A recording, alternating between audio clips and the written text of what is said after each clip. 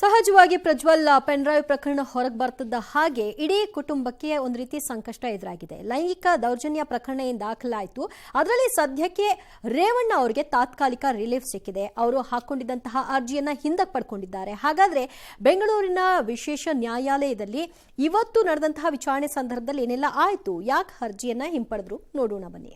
H D. ರೇವಣ್ಣಗೆ ಸದ್ಯಕ್ಕಿಲ್ಲ ಬಂಧನ ಭೀತಿ. ರೇವಣ್ಣ ನಿರೀಕ್ಷಣಾ ಜಾಮೀನು ಅರ್ಜಿ ವಾಪಸ್. ಮಹಿಳೆ ಮೇಲೆ ಲೈಂಗಿಕ ದೌರ್ಜನ್ಯ ಎಸಗಿದ ಆರೋಪದಡಿ ಮಾಜಿ ಸಚಿವ ಎಚ್.ಡಿ. ರೇವಣ್ಣಗೆ ಸಂಕಷ್ಟ ಶುರುವಾಗಿದೆ. ಪ್ರಜ್ವಲ್ ಪೆನ್ ಡ್ರೈವ್ ಪ್ರಕರಣ ಬೆಳಕಿಗೆ ಬಂದ ಬೆನ್ನಲ್ಲೇ ಇಡೀ ಕುಟುಂಬ ಸಂಕಷ್ಟದಲ್ಲಿ ಸಿಲುಕಿದೆ. ಲೈಂಗಿಕ ದೌರ್ಜನ್ಯ ಪ್ರಕರಣ ಸಂಬಂಧ ಸದ್ಯ ರೇವಣ್ಣಗೆ ತಾತ್ಕಾಲಿಕ ರಿಲೀಫ್ ಎನ್ನಲಾಗಿದೆ. ಬೆಂಗಳೂರಿನ ಜನಪ್ರತಿನಿಧಿಗಳ ವಿಶೇಷ ಕೋರ್ಟ್ನಲ್ಲಿ ಸಲ್ಲಿಸಿದ್ದ ನಿರೀಕ್ಷಣಾ ಜಾಮೀನು ಅರ್ಜಿಯನ್ನ ರೇವಣ್ಣ ಹಿಂಪಡೆದಿದ್ದಾರೆ. ರೇವಣ್ಣ ವಿರುದ್ಧ ಅತ್ಯಾಚಾರದ ಆರೋಪ ಸೇರಿಸಿಲ್ಲ ಎಂಬ ವಿಶೇಷ ತನಿಖಾ ತಂಡದ ಹೇಳಿಕೆ ಬೆನ್ನಲ್ಲೇ ರೇವಣ್ಣ ಜಾಮೀನು ಅರ್ಜಿ ಹಿಂಪಡೆದಿದ್ದಾರೆ. ರೇವಣ್ಣ ವಿರುದ್ಧ ಅತ್ಯಾಚಾರದ ಆರೋಪ ಇಲ್ಲದಿರೋದ್ರಿಂದ ನಿರೀಕ್ಷಣಾ ಜಾಮೀನು ಅಗತ್ಯವಿಲ್ಲ ಅಂತ ಎಸ್ಐಟಿ ತಂಡ ಕೋರ್ಟ್ಗೆ ತಿಳಿಸಿದರು. ಈ ದಿನದವರೆಗೆ ರೇವಣ್ಣ ವಿರುದ್ಧ ಜಾಮೀನು ರಹಿತ ಪ್ರಕರಣ ದಾಖಲಿಸಿಲ್ಲ ಅಂತ ನೀಡಿದ್ದ ಮಾಹಿತಿಯನ್ನ ಜನಪ್ರತಿನಿಧಿಗಳ ವಿಶೇಷ ಕೋರ್ಟ್ ದಾಖಲಿಸಿಕೊಂಡಿತ್ತು. ನಂತರ ರೇವಣ್ಣ ಅರ್ಜಿಯನ್ನ ವಾಪಸ್ ಪಡೆದರು. ರೇವಣ್ಣ ಪ್ರಜ್ವಲ್ಗೆ ಎಸ್ಐಟಿ 3ನೇ ನೋಟಿಸ್. ವಿಚಾರಣೆಗೆ ಹಾಜರಾಗದಿದ್ರೆ ಅರೆಸ್ಟ್ ಎಂದ ಗೃಹ ಸಚಿವ. ರೇವಣ್ಣ ವಿರುದ್ಧದ ಲೈಂಗಿಕ ದೌರ್ಜನ್ಯ ಪ್ರಕರಣದಲ್ಲಿ ಎಸ್ಐಟಿ ತನಿಖೆಯನ್ನ ಚುರುಕುಗೊಳಿಸಿದೆ. 2 ನೋಟಿಸ್ ನೀಡಿದರೂ ರೇವಣ್ಣ ವಿಚಾರಣೆಗೆ ಹಾಜರಾಗಿದ್ದಿಲ್ಲ.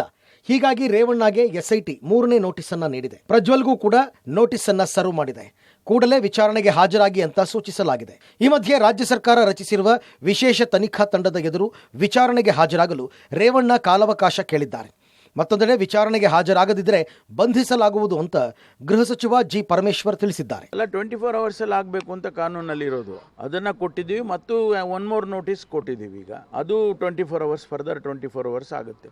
ಅಷ್ಟರೊಳಗಡೆ ಬರಲಿಲ್ಲ ಅಂತಂದ್ರೆ ನೆಕ್ಸ್ಟ್ ಕೋರ್ಸ್ ಆಫ್ ಆಕ್ಷನ್ ಏನ್ ಮಾಡಬೇಕು ಅದನ್ನ ಮಾಡ್ತಾರೆ. ಅದೇ ಈಗ ಸೆಕೆಂಡ್ ನೋಟಿಸ್ ಕೊಟ್ಟಿದ್ದೀವಲ್ಲ, ಸೆಕೆಂಡ್ ನೋಟಿಸ್ ಕೊಟ್ಟಿದ್ದೀವಿ. ಅದಕ್ಕೆ 24 ಅವರ್ಸ್ ಸಮಯ ಇರುತ್ತೆ. ಆಗೋವರೆಗೆ ಅವ್ರು ಬಂದು ಹೇಳಿಕೆಗಳು ಕೊಡಬೇಕು. ಕೊಡಲಿಲ್ಲ ಅಂತಂದರೆ ನೆಕ್ಸ್ಟ್ ಕೋರ್ಸ್ ಆಫ್ ಆ್ಯಕ್ಷನ್ ಏನು ಮಾಡಬೇಕು, ಅರೆಸ್ಟ್ ಮಾಡಬೇಕಾ ಅಥವಾ ಬೇರೆ ಏನೇನು ಮಾಡಬೇಕು ಅದನ್ನು ಅವರು ಎಸ್ಐಟಿನವರು ಮಾಡ್ತಾರೆ. ಒಟ್ಟಿನಲ್ಲಿ ಮಾಜಿ ಸಚಿವ ರೇವಣ್ಣ ಎಸ್ಐಟಿ ವಿಚಾರಣೆಗೆ ಹಾಜರಾಗ್ತಾರಾ ಇಲ್ವಾ ಅನ್ನೋದು ಪ್ರಶ್ನೆ. ಆತ ಎಸ್ಐಟಿ ವಿಚಾರಣೆಗೆ ಹಾಜರಾಗದಿದ್ದರೆ ಲುಕೌಟ್ ನೋಟಿಸ್ ನೀಡುವ ಸಾಧ್ಯತೆ ಇದೆ. ವಿದೇಶಕ್ಕೆ ತೆರಳುವ ಸಂಬಂಧದ ಹಿನ್ನೆಲೆಯಲ್ಲಿ ಲುಕೌಟ್ ನೋಟಿಸ್ ನೀಡಲು ಎಸ್ಐಟಿ ಮುಂದಾಗಿದೆ ಅನ್ನೋದು ಸದ್ಯದ ಮಾಹಿತಿ. News desk, public TV.